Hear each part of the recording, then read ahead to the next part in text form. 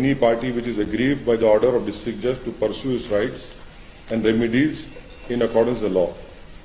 तो जो interim order है वो आज के इस ऑर्डर के बाद भी सुप्रीम कोर्ट ने कहा shall continue to remain in operation pending dispose application. तो 8 हफ्ते का टाइम है, 8 हफ्ते का इसके ऊपर 8 वीक्स का सुप्रीम कोर्ट ने अपने ऑर्डर में कहा था कि 8 हफ्ते का टाइम है, 8 हफ्ते के अंदर सुप्रीम कोर्ट का उस पर है। और मैं उम्मीद करता हूं कि इंतजामिया कमेटी इस फैसले के खिलाफ वो अपील करेंगे हाई कोर्ट में।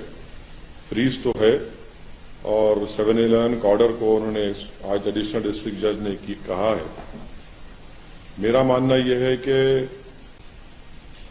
ये जो आज ऑर्डर आया है इससे देश में अब बहुत सी चीजें शुरू हो जाएंगी। हर कोई जाकर ये कहेगा कि नहीं नहीं 15 अगस्त 1947 से पहले से हम यहां पर थे, तो फिर 1991 का जो places of religious worship act है वो तो उसका मकसद ही फेल हो जाता है, क्योंकि 91 का एक्ट इसलिए बनाया गया था ताकि इस तरह के कॉन्फ्लिक्ट जो है वो हमेशा के लिए खत्म हो जाए। मगर आज के ऑर्डर के बाद ऐसा लगता है कि फिर अब ये लिटिगेशन शुरू हो जाएगा इन तमाम इश्यूज के ऊपर और हम दोबारा 80 और 90 के दहे में वापस जा रहे हैं। फिर इससे अगर खुदा ना खास्ता अगर हम 80 और 90 के दहे में वापस चले जाएंगे तो ये हर जगह पर एक डिस्टेबलाइजिंग इफेक्ट पैदा हो जाएगा।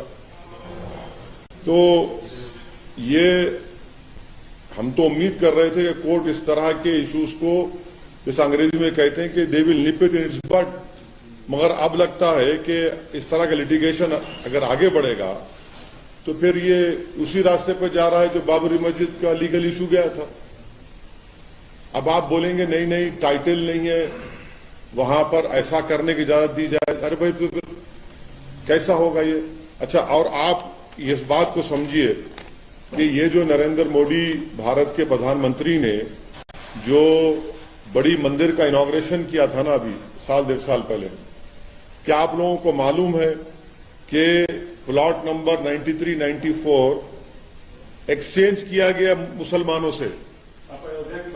नहीं, इसकी बात कर रहा हूं मैं, इसी काशी की मंदिर की बात कर रहा हूं। प्लॉट नंबर 93-94 को मुसलमानों से एक्सचेंज किया गया। एक प्लॉट लेकर दूसरा घर दिया गया। तो जब एक्सचेंज होता है तो मालिक से होता है ना, मालिक से एक्सचेंज कर रहे और आप आज ही ऑर्डर आ रहा है। ये जो प्रधानमंत्री ने जो इनॉग्रेशन किया, जो पूरे उसको बताया कि मॉडर्नाइज किया गया, उसको तोड़ा गया, बनाया गया, एक्सचेंज हुआ है प्रॉपर्टी का। अब इसको क्या बोलेंगे? और उसके एक्सचेंज के रजिस्टर्ड डॉक्यूमेंट्स हैं, रजिस्टर्ड डॉक्यूमेंट्स हैं। आप बोल रहे हैं कि ये बात कैसी कहते हैं फिर आप? दूसरी बात यह है कि 1883-84 का खसरा है जिसमें लिखा गया प्लॉट नंबर 9130, ये प्लॉट नंबर 9130 है, उसमें उर्दू में लिखा है कि मकबूज अहले इस्लाम मस्जिद। तीसरी बात आप देख लीजिए कि ये जो है प्लॉट नंबर 9130 26 फरवरी 1942 को वक्फ का गजट इशू हुआ था। 1942 को 1942 26 फरवरी वक्फ गजट इशू हुआ था कि ये मस्जिद वक्फ है। दूसरा एक केस हुआ था 1936 का जिसका दीन मोहम्मद वर्सेस स्टेट, 1937 में जजमेंट आया। जजमेंट में कहा गया कि मस्जिद के नीचे की जमीन, घर, नॉर्थ और साउथ पे पूरा वक्फ है। अब इससे बड़ा आपको मैं 3-3 सबूतें दे रहा हूं।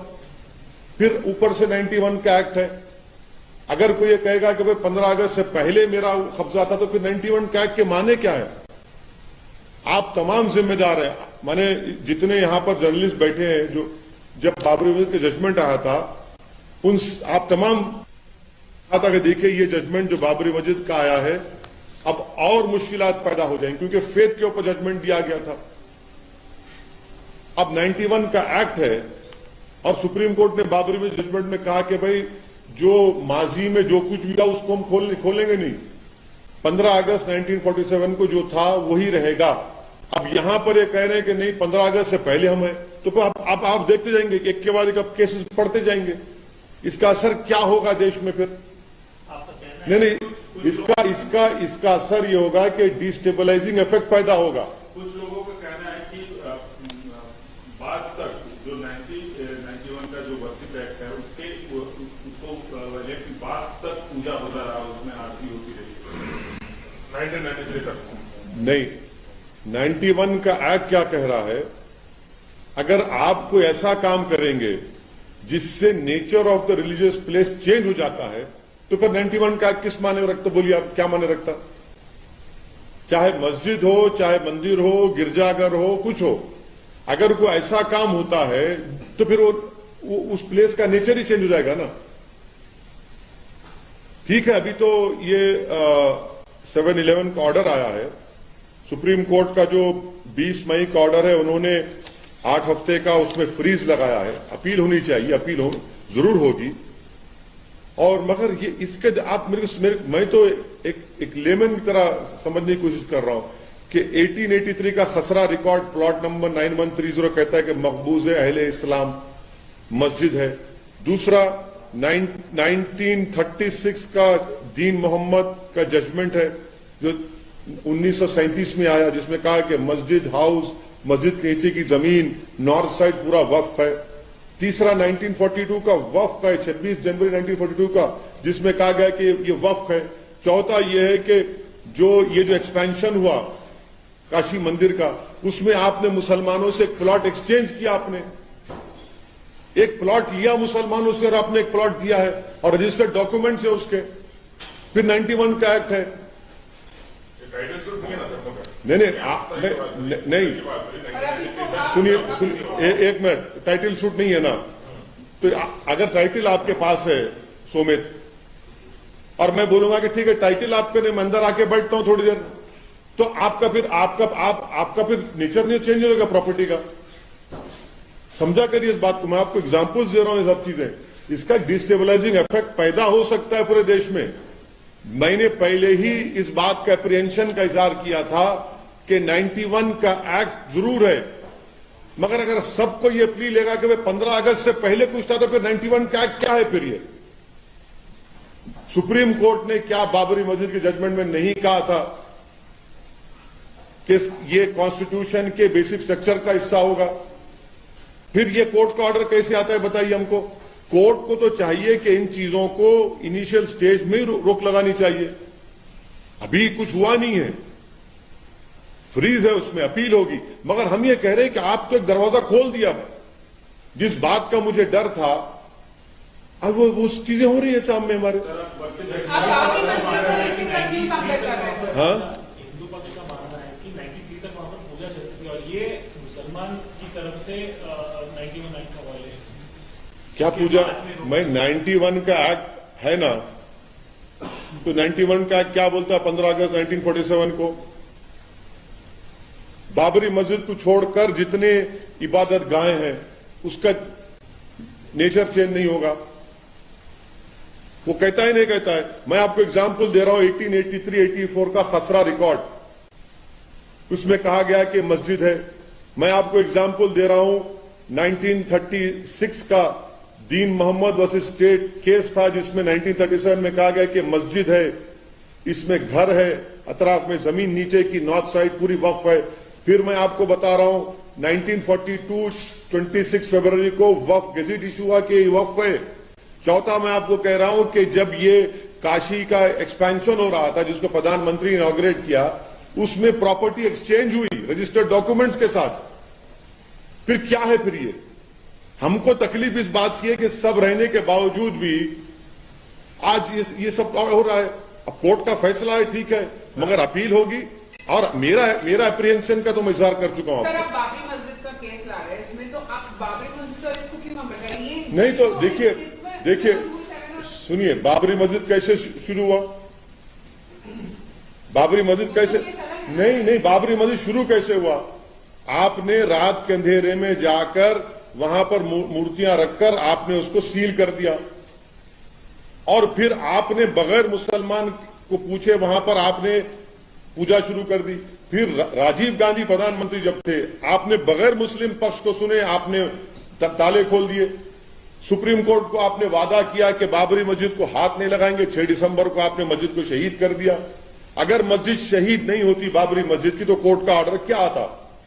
ठीक है, कोर्ट का सुप्रीम कोर्ट का ऑर्डर आ गया। सुप्रीम कोर्ट ने अपने ही सिविल टाइटल सूट जजमेंट में कहा कि 91 का एक्ट भारत के बेसिक स्ट्रक्चर संविधान का हिस्सा है। तो फिर लोअर कोर्ट को तो सुनना चाहिए ना सुप्रीम कोर्ट के ऑर्डर को। सर, तो इस फैसले से ये जो आया है उससे एक आम मुसलमान डिसअपॉइंटेड हुआ है, आप डिसअपॉइंटेड हुए हैं? बिल्कुल सेटबैक है ये सेटबैक है। इससे देश में डिस्टेबलाइजिंग इफेक्ट पैदा हो सकता है, होगा नहीं हो सकता है, क्वेश्चन मार्क। नहीं, इसलिए देखिए हर कोई जाकर ये बोलेगा कि 15 अगस्त से पहले था, 47 से पहले ये होता था। कहां खत्म होगा भाई ये? फिर ये कहां खत्म होगा बताइए? हमने 91 का एक्ट क्यों बनाया था? बनाने का मकसद क्या था कि इस तरह के ये जो चीजें हो रही हैं उसका खात्मा हो जाए, कॉन्फ्लिक्ट जितना खत्म हो जाए। आपने तो अब तो परपेचुअल लिटिगेशन चलता रहेगा। So you are saying that now not only Babri Masjid case or this case as well, you're saying such kind of repercussions will occur as well. You're saying My apprehension is that anyone tomorrow can go and say that no, we were doing such a thing, or we were in possession before 15th August 1947. Then what is the point of passing a 91 Act? The point was that this act was being passed to ensure that past conflicts should not continue. There should not be perpetual litigation. And I am quoting to you that in this particular case, the Khasra record of 1883-84 clearly says that plot number 9130 is Maqbooze Ahl Islam Masjid. Secondly, I am reminding you that in 1936, a case of Deen Muhammad versus State, the court in its judgment in 1937 clearly said that the masjid and the land beneath the masjid, house and the north side, all are waqf property. Thirdly, on 26 February 1942, a waqf gazette was issued that is a waqf property. And fourthly, in this whole Kashi expansion which happened, which the Honorable Prime Minister inaugurated, a property was exchanged from the Muslim side. A registered document is there. Now, if you exchange a property with me as the owner, why did you exchange that property then? So I am saying, and listen to, I am saying that this will have more problems will be created. A destabilizing effect can happen in India. The whole purpose of 91 Act is failing then. Though the Supreme Court on 28th of May 2002 have given an 8 weeks freeze after whatever order is given by the district by the district judge, I am sure that the Intizamiya committee will appeal. They should appeal, and this will go. But my apprehension is being proven right. On the day Babri Masjid judgment was given, I had told you categorically that such issues will be raked up. No one believed me. Everyone, in fact, all of you said that you are trying to create an apprehension. Sir, अभी पूरा judgement नहीं आया है, ये सिर्फ order 7 rule 7 और order 11 का को रिजेक्ट किया है। आप 91 एक्ट को इसके साथ क्यों अभी मतलब आप कॉन्फ्लिक्ट की बात कर रहे हैं? देखिए मैडम, देखिए नहीं, आपकी बात सही है। ये 7-11 का जो आप बोलते बिल्कुल सही है। मेरा मानना ये है, मेरी राय ये है कि court should have nipped it in its bud. 91 का एक्ट क्यों पास किए हम लोग पार्लियामेंट में? क्यों सुप्रीम कोर्ट ने बाबरी मस्जिद के जजमेंट में कहा कि जो past wrongs can not be corrected? आप और ये बोल रहे हैं कि 15 अगस्त से पहले उनका कुछ था, तो भाई फिर कहां रुकेगा फिर बात ये? कहां रुकेगा फिर बात ये? आपको लगता है इस फैसले का असर जो है मथुरा में जो डिस्प्यूट चल रहा है, जो हियरिंग हो रही है, उससे पड़ेगा? नहीं, मैं कुछ भी नहीं कह रहा हूं। मैं सिर्फ यही कह रहा हूं कि जब आपने एक दरवाजा खोल दिया है कि 91 का एक्ट तो 47 15 अगस्त की बात कर, हम तो पहले से थे वहां पर, तो कहां रुकेंगे फिर आप? हर जगह ये चलना शुरू हो जाएगा। So you're saying My apprehension is that the 91 Act was passed to ensure that past conflicts these conflicts are put to an end. Now, this perpetual litigation will continue. By allowing a litigation to continue, that is why I am saying Babri Masjid can be repeated. Uttar Pradesh के deputy chief minister हैं sir, उन्होंने tweet किया है करवट लेती काशी मस्जिद। उनको अगर थोड़ा सा भी रूल ऑफ लॉ मालूम होगा और अगर थोड़ा उनको बुद्धि होगी तो उनको ये बोलना चाहिए कि जो सुन्नी वक्फ बोर्ड है, क्या वो सरकार का हिस्सा नहीं है? उत्तर प्रदेश सरकार का? तो उत्तर प्रदेश सरकार सिर्फ मुसलमानों की सरकार नहीं है क्या? कैसा मंत्री इस तरह की बात कर रहा है संविधान पर रोक लेकर? बताएं वो देश को। जो सुन्नी वक्फ बोर्ड है वो यूपी सरकार का हिस्सा है या कोई प्राइवेट प्रॉपर्टी है? वो ये प्राइवेट ऑर्गेनाइजेशन है? वो कैसी बात कर रहे हैं आप? खुलकर अपनी नफरत का और अपनी तरफदारी का इजहार कर रहे हैं। कल आपके तमाम मुखालफत के बावजूद आज सर्वे शुरू हो गया। नहीं, देखिए, मुखालिफत का सवाल नहीं है। तारीख इस बात को याद रखेगी कि किसी एक दीवाने शख्स ने खड़े होकर सच्चाई को बयान किया था और उसके बाद में जो असरात निकलेंगे ना, जब आप भी याद करेंगे और जो लोग हम पे उंगलियां उठा रहे याद करेंगे। मगर हमने तो अपना काम कर दिया। मेरी जो जिम्मेदारी थी मैं उसको निभाऊंगा। मैं जो चीज मुझे लगता है कि ये भारत के लिए ठीक नहीं है, माहौल को खराब कर सकती है और टारगेटेड सर्वे हो रहा है, तो मैं बोलूंगा उसके ऊपर। मैं क्यों ना बोलूं? सर्वे सरकार कर रही है तो अब जो करेंगे उसके बाद क्या करेंगे आप देखना। आपके पास जो रजिस्टर्ड मदरसे हैं, आप उनको अभी तक तनख्वाह नहीं दिए टीचरों को, और ये एक सर्वे सिर्फ मदरसों का क्यों करा? सबका कराइए ना। मिशनरी स्कूल का कराइए, प्राइवेट स्कूल का कराइए, गवर्नमेंट के स्कूल का कराइए। और आपके पास कितने टीचर और बेसिक एजुकेशन में कितने टीचर के पोस्ट खाली है बताइए। कितने टीचरों, कितने स्कूल्स को आपने अच्छा किया वो रिकॉर्ड पेश करिए। बिहार में एक नाबालिग को सर उसको कोर्ट में रस्सी में बांध के पेश किया गया। 1 जनवरी की तरह एक जुवेनाइल को कोर्ट में नीतीश कुमार और राजद की सरकार पेश करती है। मैं चैलेंज कर रहा हूं, अगर वो बच्चा नीतीश कुमार की जात का होता या कास्ट का होता या उनके हेल्थ मिनिस्टर के कास्ट का होता, तो क्या उसको 1 जनवरी की तरह कोर्ट में लाया जाता? क्योंकि वो जुवेनाइल मुसलमान है, इसलिए उसको जनवरी की तरह उसके गले में रस्सी डालकर भेड़ बकरियों की तरह उसको कोर्ट में लाया गया। एक 70 साल के बूढ़े को आपने अरेस्ट कर लिया। ये इनकी सरकार के कारनामे हैं। करती सरकार उसमें, क्योंकि वो बच्चे का नाम मुसलमान है, जुवेनाइल है, तो आपने उसके गले में और उसके पेट में रस्सी बांधकर उसको जानवर की तरह कोर्ट में लाया आपने। किस तरह लाते हैं इसको? अगर उसका कास्ट कुछ और होता, उसका कास्ट नीतीश कुमार के कास्ट का होता या उसकी कास्ट वहां के हेल्थ मिनिस्टर का या राजद के जो लीडरों का कास्ट होता तो नहीं लाया जाता उसको। यही तो अब हम प्रॉब्लम है यहां पर। एनसीपी में सर बात चल रही है, शरद पवार प्रधानमंत्री पद के दावेदार होंगे नहीं होंगे? अरे भाई, प्रधानमंत्री कौन बनता बनो, मेरी मस्जिद मुझसे क्या कर रहे हैं? कब तक मस्जिदों के ऊपर पॉलिटिक्स होती रहेगी इस देश में? जब बाबरी मस्जिद का मसला शुरू हुआ, जीबी पंत थे मुख्यमंत्री, कांग्रेस के थे, क्या क्या कुछ नहीं किया। जब ताले खोले गए, राजीव गांधी प्रधानमंत्री, कांग्रेस का मुख्यमंत्री। बाबरी मस्जिद शहीद हुई, कौन था मुख्य प्रधानमंत्री? कांग्रेस के। ये कौन बनता है प्रधानमंत्री? प्रधानमंत्री नहीं, देश को किस रास्ते पर लेके जा रहे हो उस पर तो बोलिए कुछ। आप लोग डरते हैं मुसलमानों के इश्यूज पर बोलने के लिए, मगर सब दावेदार हैं प्रधानमंत्री के। अरे भाई, देश जब आप चलाना चाहते हैं तो देश चलेगा इकबाल से, और इकबाल कैसा आएगा? रूल ऑफ लॉ से आएगा। हर कोई बस मैं प्रधानमंत्री, मैं पर लॉटरी उठ रही है क्या है?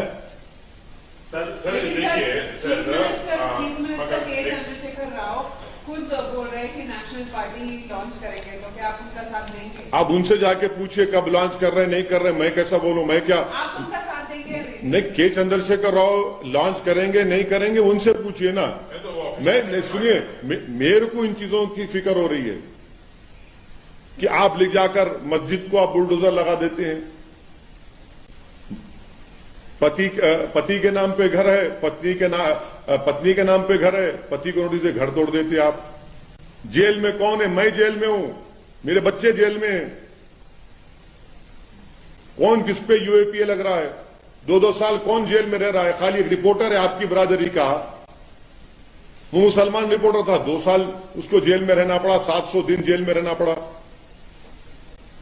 सर गुलाम नबी आजाद ने एक अपने इंटरव्यू में कहा है कि धारा 370 को नहीं बहाल किया जा सकता और ये उनके एजेंडे में नहीं है। किनके एजेंडे में नहीं है? गुलाम नबी आजाद उनके एजेंडे में नहीं है, उनके एजेंडे में नहीं है।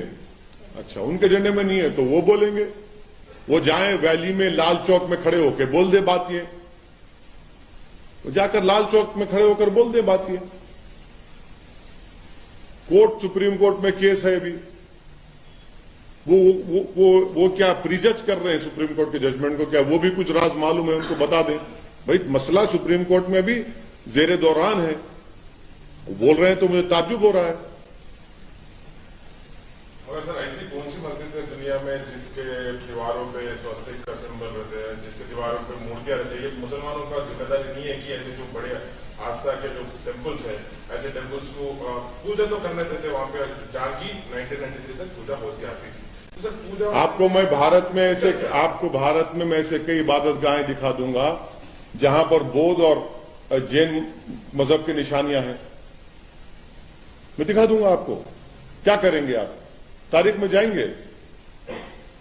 मेरे दोस्त, ये जो आज आप और हम इंडियन बने हुए ना, ये भारत 65,000 साल पहले ईरान से किसान आए थे, फिर सेंट्रल एशिया से, ईस्ट एशिया से लोग आए, उसके बाद आर्यन आए, ये सब बना। फिर ये आप चलिए, फिर हिस्ट्री में जाएंगे तो चलिए, जाएंगे बुद्धिज्म के पास, जब क्या हुआ था बोलेंगे, सब निकलना पड़ेगा ना, फिर रुकेगा क्या? फिर जब जैनिज्म था वहां क्या हुआ देख लेंगे, फिर रुकेगा कहां ये? जब हम मुल्क आजाद हुआ, हमने अपने आप को संविधान दिया और 91 का एक्ट पार्लियामेंट में पास हुआ, फिर सुप्रीम कोर्ट ने उसको कहा कि बेसिक स्ट्रक्चर का भी हिस्सा है। अब उसके बावजूद भी अगर आप जाना चाह रहे हैं तारीख में तो फिर ठीक है, फिर तो सब जाएंगे, सब जाना पड़ेगा।